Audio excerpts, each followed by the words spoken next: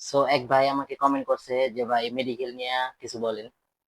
সে হয়তো এত কষ্ট করে আমাকে কমেন্ট করছে, অবশ্যই তার কমেন্টে জবাব দিতে হবে।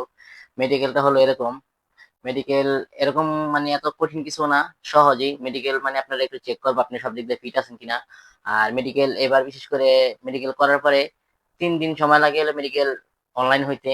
তো আপনি ফিট কি না এটা দেখার জন্য 3 দিন সময় লাগবে, অনলাইন হইব। তো যদি আপনি ফিট হন তাহলে মেডিকেলের 1 সপ্তাহ পরে আপনার মেন পাওয়ার বেরিয়ে, যেটাকে কলিং পেপার বের করে মেন পাওয়ার, এটা বেরিয়ে আপনার ই ভিসা বেরিয়ে যাবো।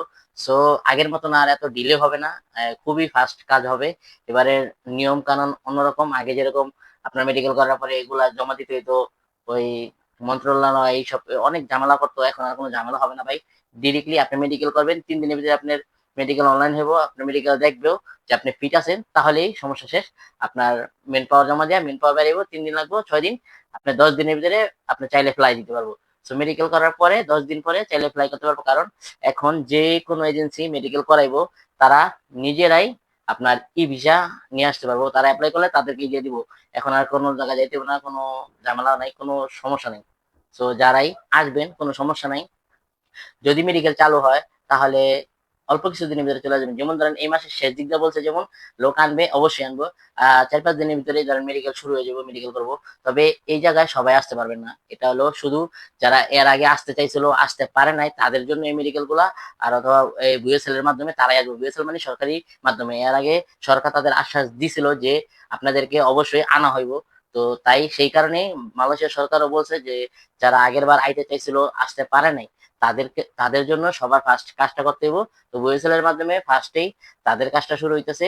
তাদের মানে শুরু হওয়ার পরেই ধরেন এজেন্সিদের যখন কোডটা দিয়া দিব যে এই রিক্রুটিং এজেন্সি আনতে পারবো, তখনই ধরেন তারাও কাজ শুরু করবো। আর এবার আগেও বলছি এখনো বলি, এবার এত ঢিলে হবে না, খুবই দ্রুত কাজ হবে। কারণ এবার আগের মতো নয়, এবার অন্য সিস্টেমে। এবার আপনার মেডিকেল ফিট, আপনার দ্রুত আপনার মেন পাওয়ার আইসা পারবো। আর ই ভিসা মানে আপনার যখন আসতে চাইবেন তখন একটা ভিসা উঠবো কাগজের, এই ভিসাটা দিয়ে আপনি এই পারে আসবেন। এই পারে আসার পরে আবার এই দেশে মেডিকেল করে যখন কমপ্লিট হইব তখন আপনার এই দেশে স্টিকার ভিসা লাগবে, অথবা আপনার ভিসা হইব যে পাসপোর্টের ভিসা, 1 বছরের ভিসা লাগবে। প্রথমে 1 বছরের ভিসা না, আপনি আসার পরে এই দেশে মেডিকেলে ফিট হওয়ার পরে তারপরে যে আপনার 1 বছরের ভিসা দিব। সো যদি আমার এই কথাগুলো কোনো ভালো লাগে অবশ্যই ভিডিওটা শেয়ার করে দিবেন আরেকজনকে দেখার জন্য। আর আপনাদের ভিতরে যদি কোনো প্রশ্ন থাকে আপনি জিজ্ঞাসা করতে পারেন। আমি মালয়েশিয়া থাকি, মালয়েশিয়া টুকটাক ল বুঝি, অথবা কি আইন কানুন সেটা বুঝি, আপনাদেরকে বলবো যদি আপনাদের একটু হলেও হেল্প হয়। সো আমাকে ভালোবাসা দিবেন, আমাকে ভিডিও বানানোর উৎসাহ দিবেন, তাহলে আমি প্রতিনিয়ত আপনাদের জন্য ভিডিও বানাবো। আর কলিং এর বিষয় নিয়ে যে কোনো আপডেট আসবো ইনশাল্লাহ, ইনশাল্লাহ আপনাদেরকে এই আপডেট আমি প্রতিনিয়ত দিয়ে যাব। এবং কি আপনাদেরকে যতটুকু পারি হেল্প করবো, জানি আপনারা কখনো কোনো জায়গায় টাকা পয়সা দিয়ে ধরা না খান, কোনো জায়গায় আপনাদের এই কষ্টের টাকাগুলা মাইন না যায়। তো সবাই ভালো থাকবেন, আমার পেজটা ফলো দিয়ে পাশে থাকবেন, লাইক কমেন্ট করবেন, একটু শেয়ার করে দিবেন। ধন্যবাদ, আসসালামু আলাইকুম।